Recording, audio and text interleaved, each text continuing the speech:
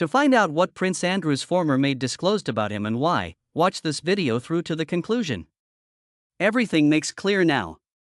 He didn't turn into a monstrous creature. He was always a bad guy. This time, Charlotte Briggs was mistaken. She had a dream of working for the royal family and believed that people would always turn out well if they were loved. Charlotte didn't understand that occasionally situations can be so poisonous that a snake egg will only spit forth a snake no matter how carefully you care for it. That's what transpired with Prince Andrew. When she first entered Prince Andrew's realm, she was just 21 years old.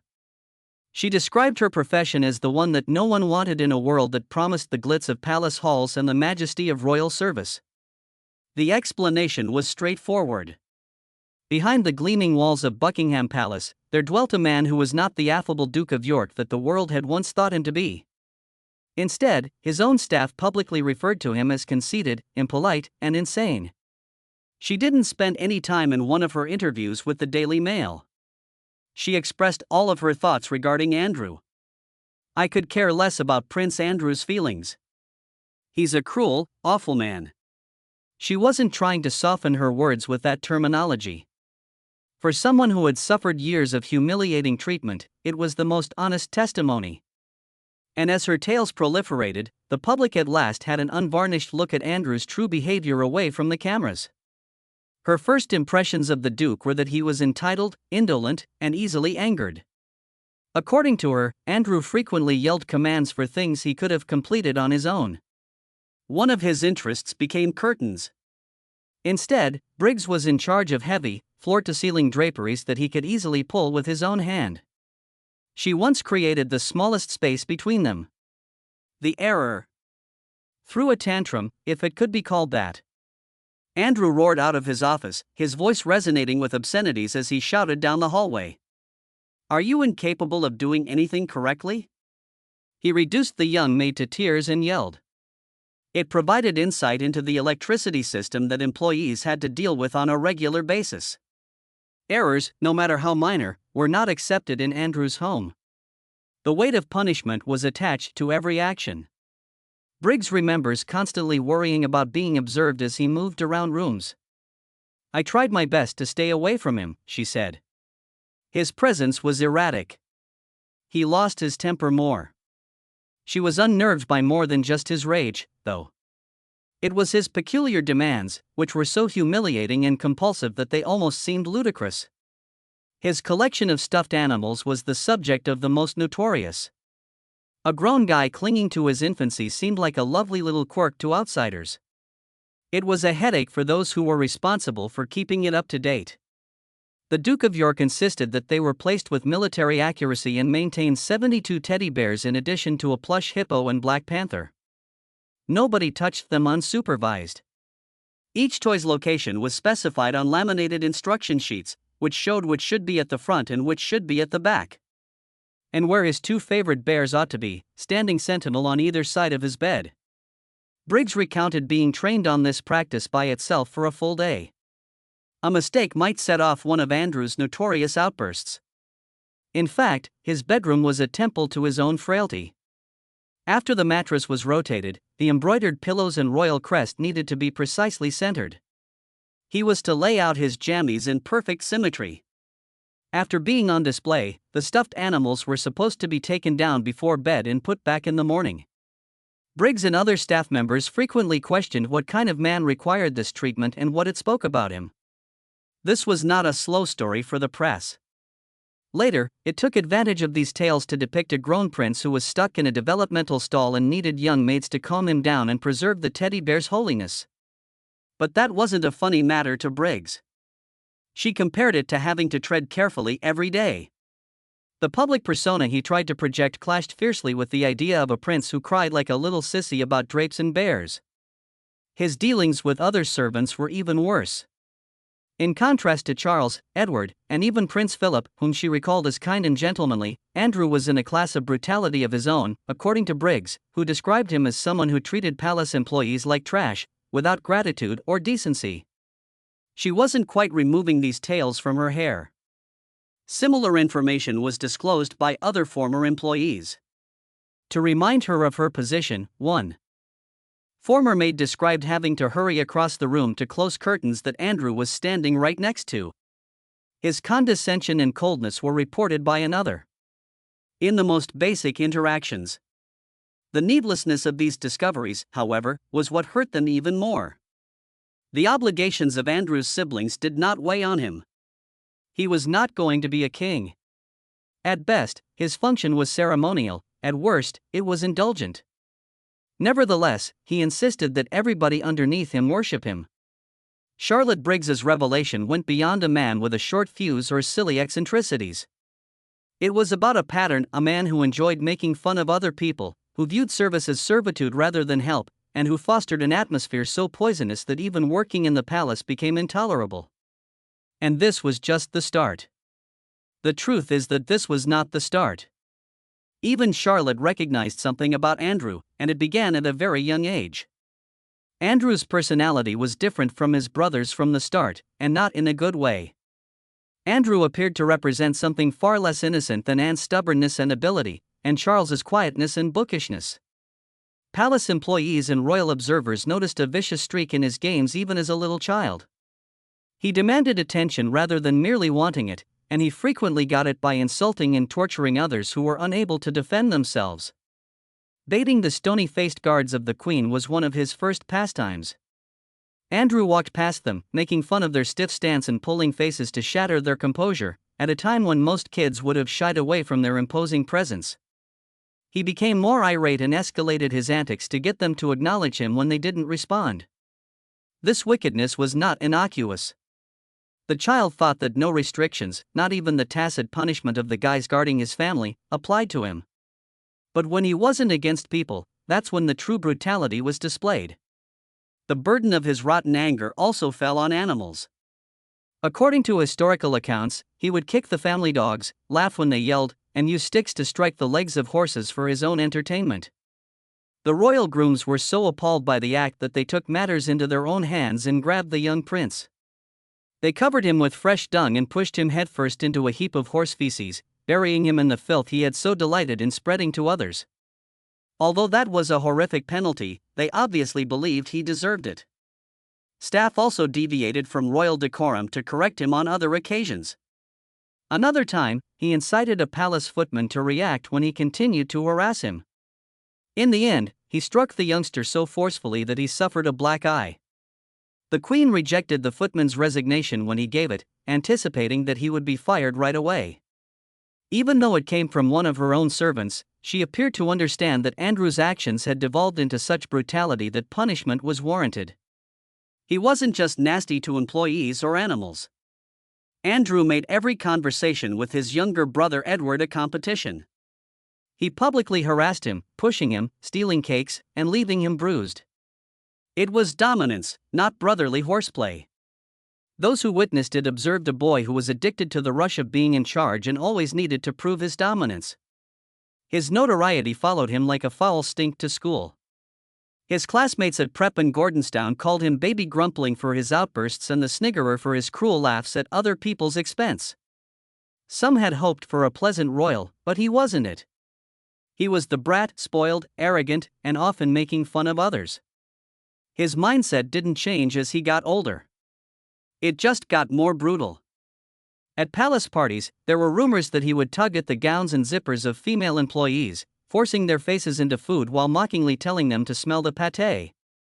It was not a prince's demeanor, but that of a bully. He was known to ruin other people's camping holidays by pulling fly sheets down and throwing them into rivers, leaving his friends unhappy and drenched. It was just another joke to Andrew. It was shame to those who endured it. It was best summed up by his subordinates. He didn't talk with the royal child's customary politeness. Rather, he hurled items onto the ground and yelled cursed commands, saying, "Pick that up." The boy's words were startling to servants used to discipline, self-control, and decorum. They perceived him as a miniature version of a pampered ruler rather than a mischievous child. Andrew's reputation had already been established within the royal walls by the time he was old enough to don a uniform. He was neither the tough but competent and nor the obedient heir like Charles. He was the youngster that the staff loathed working with. They referred to him as unpleasant. He was a boy whose concept of respect was dominance, whose idea of fun was brutality, and whose conceit appeared to get stronger as he grew older. They hoped he would get over it, but regrettably, things continued to become worse. Andrew's public persona was already beginning to falter by the late 1990s. The scandals now involved money, women, and an arrogance that was hard to hide, rather than just rumors of fury. As his brother Charles pretended to change following Diana's passing, Andrew continued to engage in actions that would permanently disgrace him. His financial connections were among the first to break. His careless economic endeavors clashed with his extravagant spending, which was driven by the benefits of his royal status. He was rumored to have struck arrangements with dubious people, frequently those who were being investigated overseas.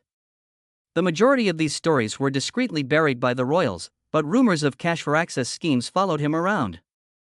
What started out as modest favors for friends swiftly turned into accusations that Andrew was using his royal rank to make money by setting up meetings with businesses in return for hefty payments.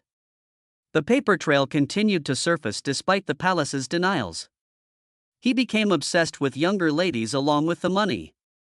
Andrew seems unable to get over the idea of a middle-aged man pursuing ladies half his age after divorcing Sarah Ferguson. He showed off his relationships with thousands of socialites and models, many of whom were just out of their teens. According to his driver, he used to witness nearly 10 women entering and leaving his Bangkok apartment. It was unsettling in addition to being embarrassing for the family. He was publicly referred to by journalists as Randy Andy, a moniker that persisted for decades and turned the Queen's son into a tabloid joke. Even at the palace, staff muttered about his incapacity to keep himself away from unsuitable people.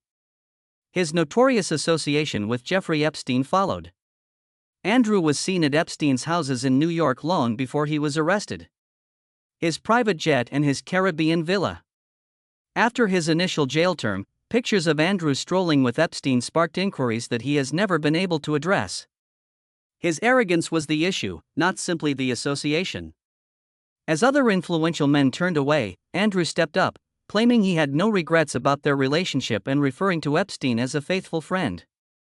Epstein was not the only darkness looming above him, but that one choice would ultimately destroy him. Employees were creating their own confidential list of complaints behind the royal walls. Maids protested that they were not treated like employees in a modern home, but rather like servants in a medieval court. In order to close curtains just inches from where he was standing, Andrew made one maid run up 7 flights of stairs. The abuse, she claimed, was unrelenting, degrading, and intended to shatter them. Another remembered him yelling at someone for making a small error with his teddy bears, saying that only he was permitted to handle them. Some started referring to him as the Prince of Darkness because of his infamous abuse of the Queen's staff. In private, Andrew humiliated others in addition to giving directives. He was reprimanded by gardeners for having leaves that weren't in their proper places. According to drivers, if a car was 5 minutes late, he would yell. Working with Andrew was like being a human punching bag, according to one former equity. Buried for years, these testimonies gradually made their way into the media, each one presenting a more sinister image than the one before. During his international travels, the public witnessed glimmers of this entitlement. His job as Britain's trade ambassador was to represent the nation with honor. Rather, reports said he treated waiters with disdain and reprimanded foreign employees, and making demands that were more akin to those of dictators than diplomats. He allegedly made a hotel employee cry by yelling over the temperature of his suite during one event in the Middle East. The diplomats who accompanied him acknowledged that clearing up Andrew's tantrums became a part of their duties. Disgust was only heightened by his private life. The two appeared to be stuck in a toxic symbiotic relationship following Sarah Ferguson's own troubles, such as being discovered to have accepted money in exchange for introductions to Andrew. Despite their embarrassment to the monarchy, they continued to live together, separated but not divorced, and clung to the benefits of royal life. They were criticized for engaging in actions that would have damaged regular reputations while abusing their titles as a shield. Andrew had fallen into a downward spiral by the early 2000s. He was mocked instead than revered like Charles, like Anne, or simply put up with like Edward. After it was discovered that he often misused taxpayer funds to use private jets and helicopters for pointless trips, his moniker changed from Randy Andy to Air Miles Andy. The picture was damning once more. A man clinging to luxury but oblivious to his out-of-touch appearance in a Britain beset by economic injustice. More palace insiders broke their silence each year. They portrayed a man who was completely self-obsessed, wanting to be seen with celebrities, and status-obsessed. His conceit made him an outsider even during family get-togethers. According to reports, Princess Diana once said that Andrew was the most entitled and least intelligent of the Queen's sons. Even her detractors appeared to concur for once. All the warning indicators were present: entitledness, irritability, poisonous friendships, and careless spending. However, nobody stopped him. Andrew slid farther into the shadows, shielded from the consequences by his mother's unfailing devotion, until Epstein's world fell apart and took Andrew with it. At that point, the prince was viewed by the world as something much darker than a pampered prince. In addition to ruining Andrew's reputation, the ensuing controversy would permanently splinter his position within the royal family. The year 2010 marked a sea change. For soliciting S***T from a juvenile, Jeffrey Epstein had recently been released from prison. Most powerful men fled from him. Andrew took the opposite action. As if the crisis didn't happen, he and Epstein were seen laughing while strolling around Central Park. That one picture exploded like a bomb. The people saw the Queen's son for the first time. Strolling with a F*** criminal who has been convicted. Virginia Giuffre followed. Her name burst into the public domain in 2015. She said that Andrew was one of the guys she was coerced into having sex with and that Epstein had trafficked her when she was a teenager. She told of 3 encounters with him. Every time she stated it, Ghislaine Maxwell, Epstein's companion, made the arrangements. The most damning evidence was a picture of Ghislaine grinning in the background while Andrew had his arm around a 17-year-old Giuffre. Denial was Andrew's answer. "I never met her," he said. Experts looked at the photo and discovered no evidence of alteration, despite his suggestion that it was a fake. He appeared much more desperate because of the denial. The castle went into a panic. They attempted to protect him for years by making evasive claims and using the Queen's power to stifle criticism, but the evidence kept mounting. Andrew was traveling with Epstein, according to flight data. Witnesses reported seeing them together in the Caribbean, New York, and London. The royal facade was pierced by every detail. By 2019, the strain had become unbearable. In an attempt to clear his name, Andrew consented to participate in a BBC interview. One of the most disastrous interviews in royal history ensued. It started with such ridiculous justifications that he became a worldwide laughingstock. He asserted that he and his daughter had been at a Woking Pizza Express the night Giuffre claimed to have met him at a nightclub in London. Ignorant of the absurdity of the detail, he repeated it as if it were a concrete alibi. Memes went viral on the internet, transforming a grave accusation into a farce. The sweaty comment followed. According to Giuffre, Andrew was perspiring profusely while dancing with her. Andrew retorted that he was unable to perspire at the time due to a medical problem. His credibility was immediately ruined by the strange and implausible excuse. It was now delusion rather than merely denial. His tone, however, was the worst part. Rather than show compassion for Epstein's victims, Andrew put himself first. It was convenient, he argued, to remain with Epstein following his discharge. Although he acknowledged that it was an error, he swiftly clarified that it was beneficial because it allowed him to break off their friendship face-to-face. Millions of onlookers thought he was justifying his proximity to a predator. The reaction was instantaneous. The interview was described as a catastrophe, a train accident, or a vehicle collision. This time, not even the Queen could keep him safe. Andrew said a few days later that he was leaving his royal responsibilities. It was a banishment. A high-ranking royal was essentially exiled for scandal for the first time in contemporary history. There was more harm to come. He was cut off from charities. His honorary positions were revoked by universities. He was kicked out of military groups. Once the Queen's favorite son, Andrew had turned into a guy who was poisonous to all of the monarchy's institutions. Juffer pushed on nonetheless. She accused Andrew of sexual assault in a civil complaint she filed in the US in 2021. By claiming she had no case, that he was shielded by technicalities, and that the charges were untrue, Andrew's attorneys made every effort to have it dropped.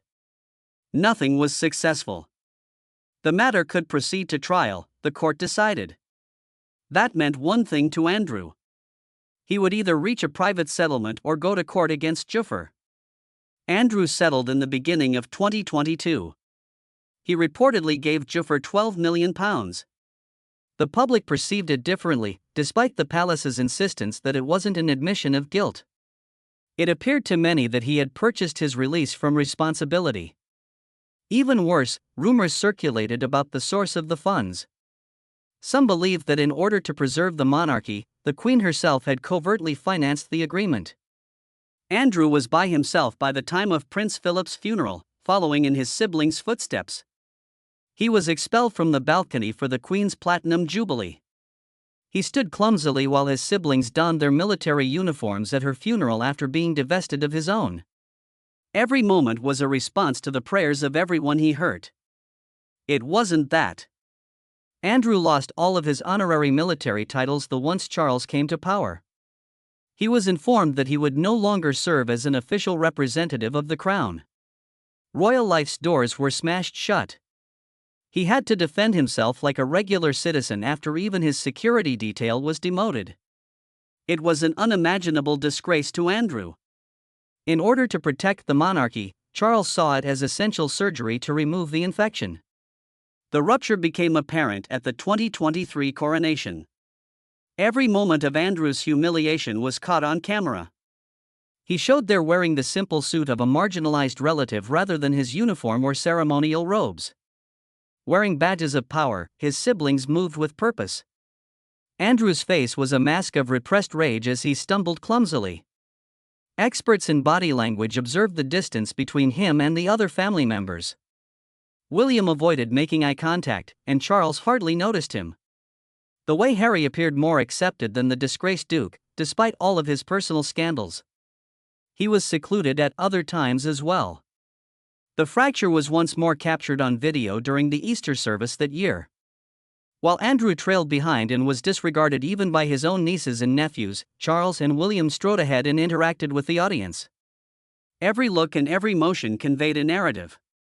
The ghost of the royal family was now Andrew. Exile from the public eye did not, however, stop the leaks of private life. The public now despises him even more as more employees come out with memories. According to one, Andrew would leave laundry mounds strewn all over his chambers, expecting staff to tidy things without protest. Another told how he would bark at staff if the water wasn't metered to his satisfaction and insisted on baths being prepared at certain degrees. A valet remembered being told to use an iron to flatten Andrew's shoelaces. Although the facts sounded ridiculous, they showed a man who was enmeshed in entitlement and disengaged from typical human conduct.